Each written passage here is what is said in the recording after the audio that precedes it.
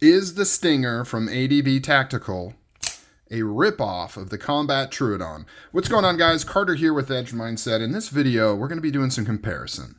So this is a new release from ADV Tactical. It is an OTF, their first OTF, made by Backup Tactical right here in the USA, I believe in Florida. So they kind of came out of this, out of the blue, dropped this gem on us. I like it quite a bit. Still need to do a full review on it, but I am really digging it. But this is not a review. This is a comparison between this and the Combat Troodon. Why? Because I've had a lot of people point out the similarities. Now, I don't personally feel it's super close to the Combat Troodon. I'm just going to call it the CT. I don't feel it's super close to the CT, but there are some similarities. And there's also some things I want to talk about in regards to OTFs that kind of make these sort of comparisons a little more difficult than other knives. So for comparison, I've got a Gen 2 CT right here. I've had this one for a long time. This is kind of a, I don't know, Gen 2.0. And then I've got a Gen 2.5. And I brought this one out for specific reasons, just for the glass breaker. Because for all intents and purposes, this is closer to this particular version of the Stinger. I've also got the Gen 3 CT here as well, for example, that we can use to compare things against. Now, one thing I want to caveat this with is there is another blade shape for the Stinger. So this is the dagger blade, the dual edge dagger blade. They've got a few different variations of this. They've got one that's a two-tone with black. They've got partial serrations on both sides. They've got this one bead blasted with full serration on this side. And then they've got the two-tone black with no serrations at all on it. But then they also have a Tanto, which is pretty unique, and it's got partial serrations on the bottom and the top swedge, which is sharpened. So the Tanto, I don't think is raising any alarm bells, I don't believe, because that one's a pretty unique blade shape. It's this one that people are kind of saying, hey, that looks too much like a CT, or that looks too much like a ProTech, or not a ProTech, looks too much like the Excalibur from Piranha Knives, and maybe I'll grab that as well here in a minute.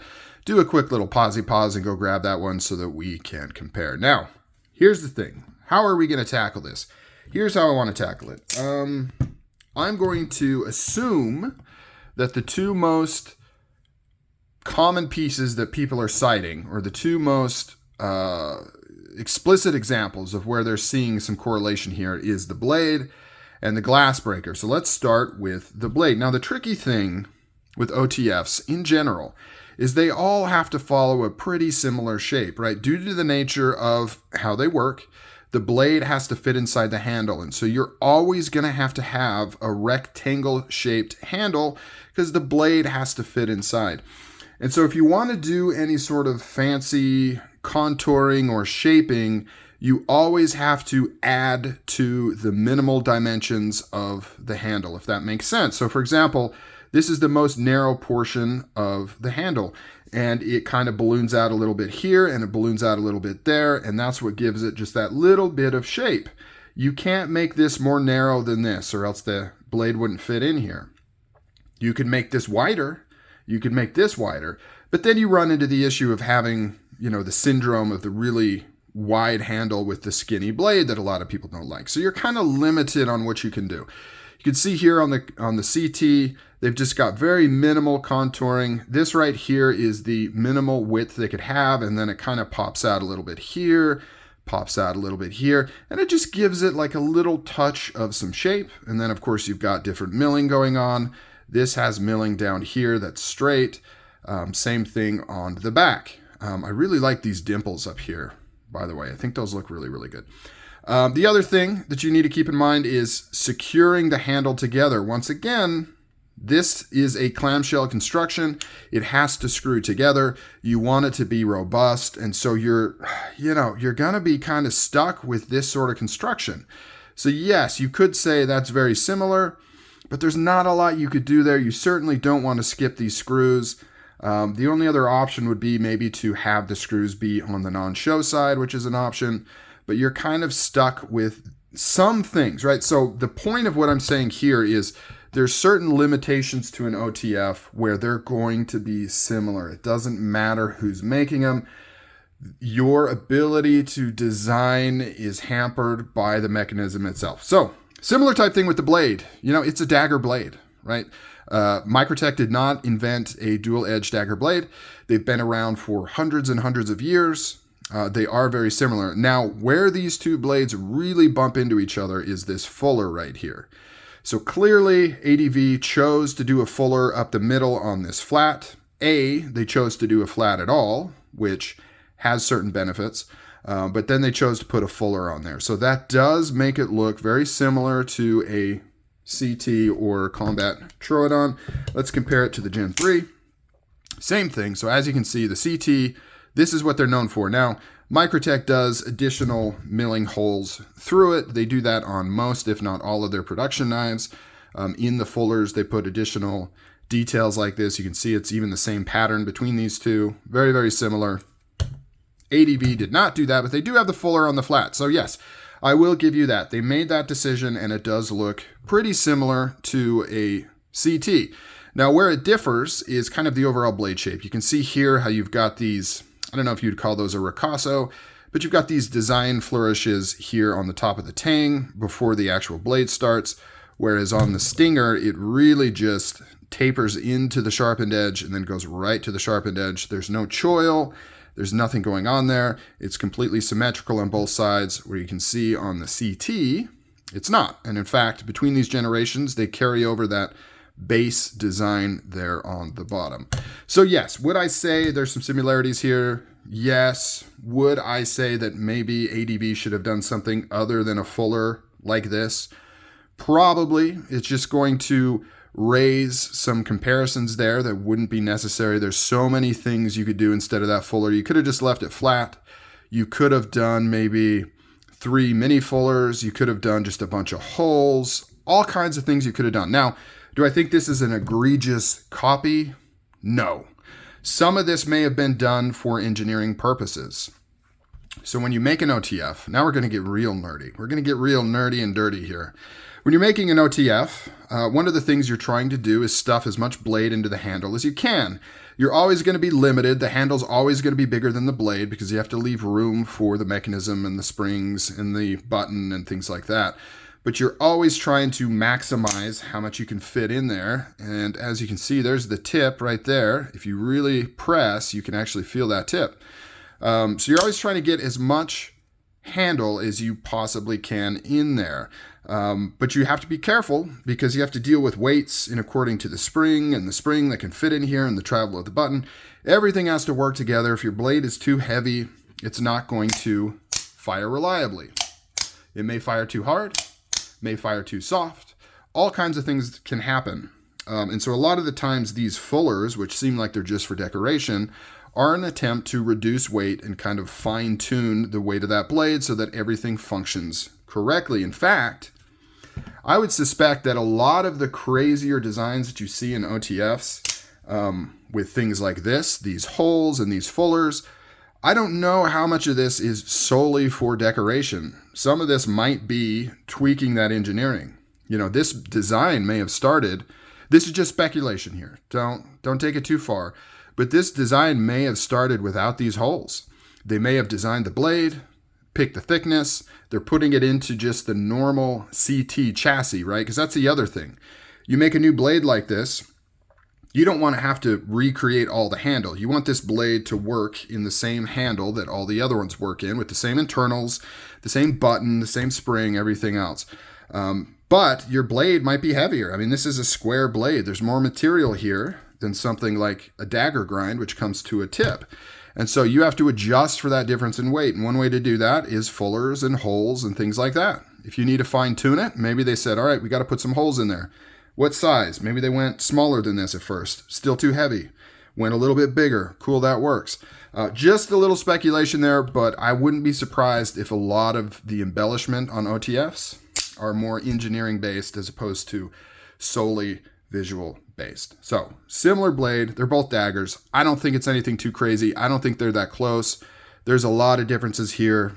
dagger blades are always going to look very similar to each other. Now, the bigger one that I will 100% agree with, and I find a little bit disappointing, is the glass breaker. Now, I don't necessarily mean the glass breaker itself. I've actually came to enjoy this. I kind of like how the width of the glass breaker matches the width of the knife. I don't know. I think it's kind of cool. Reminds me of a Lego head, like a Lego character head with these big eye holes and kind of the shape of it. I actually kind of like the glass breaker. However, it is very derivative of Microtech to a strong degree. Now, the latest generation of the CT, you can see completely different. They've gone away from the separate glass breaker piece right there. If I go to a older generation too, you can see they did a pretty different design, kind of this tri-wing type design on there, quite a bit different. But in between this one and this one is this one, which is almost identical in concept. Same hole, same shape. It's got the fuller in the middle. It's got the rings at the top. Yeah, there's 3 and 3. It's like literally the same. Literally the same. Slightly different shape. It's bigger, but very derivative of this. And that is kind of disappointing because I see no reason that it has to. They could have designed this different. Even if they're keeping the basic gist of the separate glass breaker, same size, same overall shape, get rid of these rings. Get rid of these little fullers in the middle here. Do something different to make it look different than this. Now, these big holes are necessary, right? That's how you remove it. You can put in an Allen key wrench through there or some other sturdy, slim item and kind of twist it and take it off. So these holes are needed. I actually like the bigger holes because it gives you more options for putting things in there and securing and removing that glass breaker. But the overall shape, come on. This is an exact copy of the Microtech. Exact frickin' same thing. I can overlook any other similarities, and I think really that's the only two, is the dagger and the glass breaker. I'm fine with this. The fuller, yes, but come on. Nobody else can put a fuller on a dagger blade without it having looked like a Microtech, but this is pretty far out there. Everything else is different, right? The button design, completely different. The handle is very different. And one of my favorite things about this OTF is the design of the handle. I really love this portion right here with these vertical milled lines, how it kind of bulbouses out here. I think it looks really nice. Pocket clip is big, but I really, really like it. I like that it's milled titanium with the roller ball. Everything else on this knife, I really, really like and don't think looks at all like a combat Troodon. Now, let's get to the part that you guys were probably actually expecting me to open up with, which is we're 13 minutes in and I haven't actually compared the two together. So there it is in terms of size. So you can see the Stinger is a little bit smaller than the CT, and it appears like the CT has a slightly better blade ratio. So, well, maybe not. So if we go, I think that was just the angle of the camera. So if we do butt to butt, not glass breaker to glass breaker, just end of handle to end of handle, you can see that it's about proportionately larger, right? Handle's about that bit much bigger, and then the blades are that much bigger. So this is just a slightly scaled down version of the CT in overall size. Let's do a weight, just for funsies. Do a little weight here. So the CT weighs 5.4 ounces, and the Stinger weighs 4.8 ounces. So pretty similar, right? Obviously this is going to weigh less because it's smaller, but there's no craziness going on there. This one has a bent steel clip as opposed to a milled titanium one. Everything else is quite similar, right? This internally uses the exact same mechanism as the CT, so everything's the same there. When we're talking about action, it gets a little tricky because we've got to compare different versions. This has pretty minimal blade play. This one has slightly less blade play, but it's there. I mean, I mentioned this in the unboxing, right? A lot of people say there's no blade play on the Stinger. Yes, there is. It's minimal. It's on the smaller side, but it's there. Less than the CT, though. Now, this version of the CT has the shorter travel with the harder spring. So it's a little bit harder to actuate. This guy has a similar travel. Let's take a look here. Wow, it actually, that is interesting. It looks like it's slightly less travel. It may not actually be the case depending on when it actually deploys and stuff, but pretty similar. Much easier to actuate this one, much smoother. The feel is a lot better. I really like the feel of how this fires. It feels very precise. It's got a nice clunk to it. It feels more solid. This one's got a little, and I know some of this sound probably isn't coming through the video. This one has a little more tingy, twangy. It sounds looser. Like it sounds like there's more things like maybe moving and rattling inside. And of course you've got the button that's more floating compared to this one, which is completely solid. I'm not saying this one's better because I'm pretty sure there's a reason to have this play. And that's for, I would assume, debris and things not getting jammed in here and gumming it up. This one is just directly tight fit on here and sliding right on the surface. So I don't know. I don't know if this would actually cause any issues. I'm curious if I continue to carry it, get some lint in there, get some debris in there. Is it still going to fire or is it going to have any issues? Not quite sure. As far as steel goes, this one is S35 VN, which is good steel if it's heat treated correctly. This one is an older one in, what is it? Oh, it is M390. So this is before their M390 MK or whatever they call it. This one's not marked because it's a signature series. I don't know. That's tricky. I've not heard the best things with Microtech's heat treat, but then I've also heard good things about the heat treat. So properly heat treated M390, I would say, has a leg up on the S35 VN, but very small. And depending on how it's implemented, who knows which one's actually better.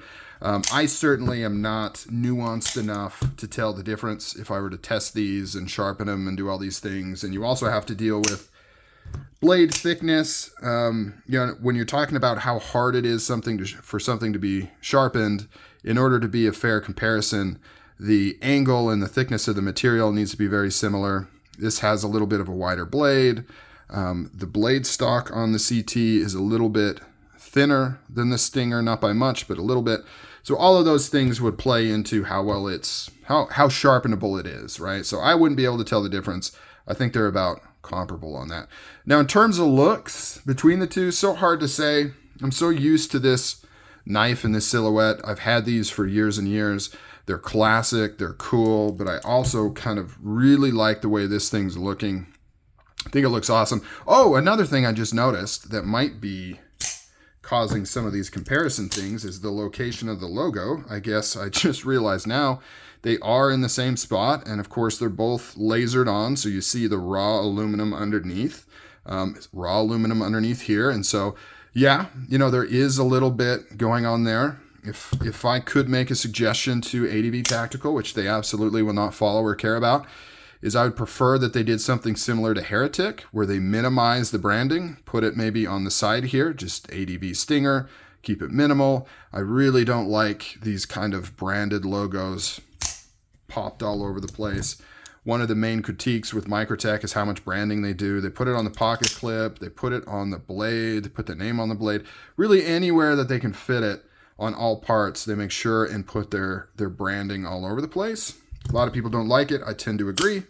But yes, I did just notice that the location of this circular logo does kind of look similar. So this is one of those situations, I think there is some truth to it. They are lifting some things, including the glass breaker. If I were to take the Tanto version of this, I don't think anybody would really make much of a comparison, because then the only similarities would be the glass breaker, and I guess you could say a circular logo right there, but nothing else would really cause any alarms, I think.